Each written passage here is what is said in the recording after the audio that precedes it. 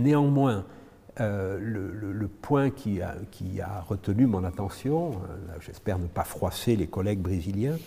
c'est le fait que,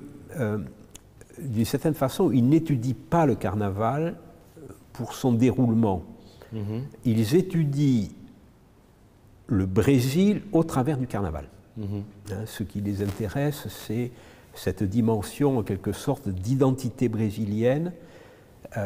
que le carnaval donne à voir, ou que l'on peut espérer comprendre, à la fois dans son état et dans sa dynamique, par l'intermédiaire du carnaval. Il y a deux raisons à cela. La première raison, c'est le fait que le carnaval a été, dans les années 1920-1930, dans la période de Getúlio Vargas, et donc de l'Estado Novo, donc de l'État nouveau, le moment fondateur de la modernité brésilienne, le carnaval a été fait, à côté de la feijoada et du football, un des trois éléments d'identité brésilienne. Donc, du coup, il y a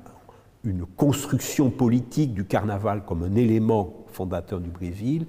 qui est très important et dont on ne connaît pas, enfin en tout cas je ne connais pas l'équivalent pour la France. Et puis il y a une deuxième raison aussi qui est d'une importance massive, notamment dans le nord-est qui est le Brésil noir, c'est le fait que le carnaval qui va être valorisé par Getúlio Vargas à partir des écoles de samba qui descendent des favelas pour occuper le centre, c'est le Brésil des anciens esclaves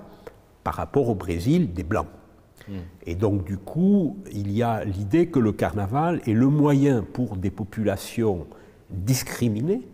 à l'époque et toujours de nos jours, de justement faire valoir